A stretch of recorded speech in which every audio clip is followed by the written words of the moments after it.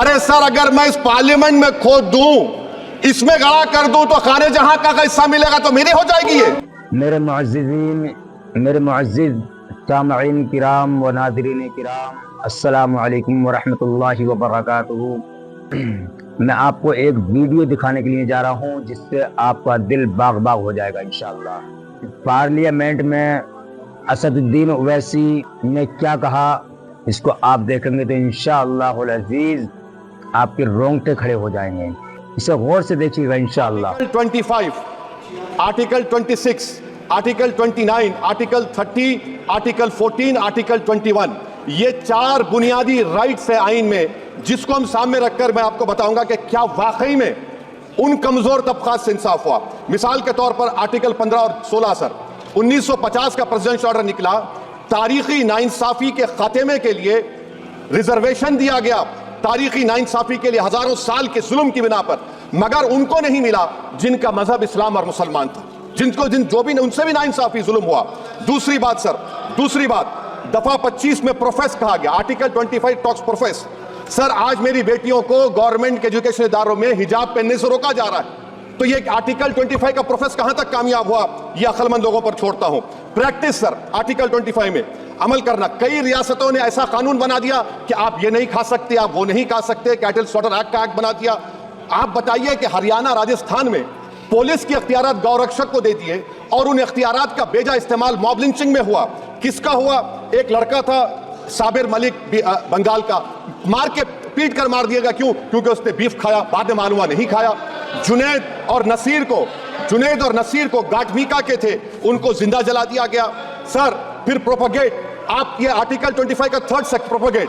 आज आप देख रहे हैं कि मुझसे पूछा जा रहा है कि 500 साल पहले तुम्हारी मस्जिद थी, नहीं थी। ख्वाजा अजमेरी की दरगाह कह रहे नहीं है। अरे सर, अगर मैं इस पार्लियामेंट में खोद दूं, इसमें गड़ा कर दूं, तो खाने जहां का हिस्सा मिलेगा तो मेरी हो जाएगी ये। आप बताइए। अब आप देखिए ये प्रोपेगेट क्या हो रहा है।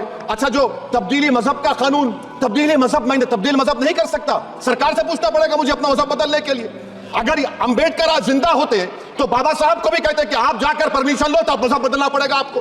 ये हालात आज यहाँ पर। मैं उस संभल की सरजमी से आता हूँ जहाँ पर 15 दिन पहले एक संविधान को कमजोर करने का काम किया गया। वहां पे जिस प्रकार से 5 मजलूमों की जान ले ली गई, जिस तरह से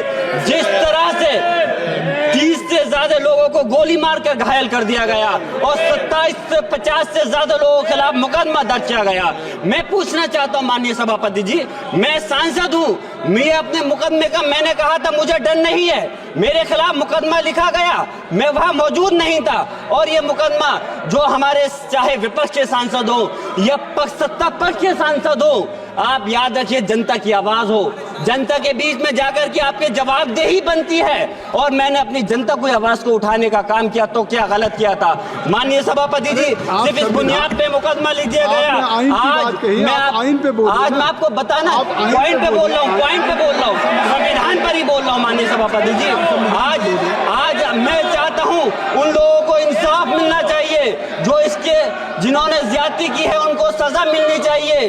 और आज एक इमाम को सिर्फ इसलिए गिरफ्तार कर लिया गया संभल के अंदर कि सिर्फ उन्होंने अजान लाउड स्पीकर से दे दी थी। अफसोस है कि आज हमारे साथ ऐसी ज्यादती हो रही है। माननीय अध्यक्ष जी, हमारा संविधान किसानों को मजबूती की बात करता है, जो इस देश की रीढ़ की हड्डी है। 130 किसान जो 10 दिन से ज्यादा समय से जेल में बंद हैं, आप किसानों को हक नहीं दे पा रहे तो किसको हक देने का काम करोगे? मैं अफसोस करता हूँ आज पूरे प्रदेश और मुल्क के अंदर जिस तरह से हमारे लोगों की हिफाजत नहीं की जा रही। एक मॉब लिंचिंग सिर्फ धर्म के नाम पर, अगर कोई मुस्लिम है, ओबीसी है या पिछड़ा समाज का, एससी समाज का है, तो नाम पूछ करके उसकी हत्या कर दी जाती है। बुलडोजर चलाए जा रहे हैं। हेट स्पीच, अगर कोई हम कुछ बोलते हैं तो हेट स्पीच करके मुकदमा दर्ज कर देते हैं। और जो हमारे धार्मिक आका हमारे सल्लल्लाहु अलैहि वसल्लम की शान में गुस्ताखी करता है, उनके खिलाफ कोई कार्रवाई नहीं। मेरे पास समय कम है, इसलिए तेजी के साथ में मुझे बोलना पड़ रहा है। माननीय सभापति महोदय जी, ये सवाल बंटवारे का नहीं, बल्कि हम वतनों के लिए, जिनका जमीर मर गया है, उनके जमीर को जिंदा करने के लिए है। हम चाहते हैं इस देश की आजादी, हमारी देश की, सभापति जी बस मैं अपनी बात खत्म कर रहा हूं, 1 मिनट। हमारी देश की आजादी के लिए मैं ये कोई बंटवारे की बात नहीं कर रहा, लेकिन हमारे मुस्लिम और हिंदू समाज सब लोगों ने मिलकर के इस देश को आजाद कराने का काम किया था।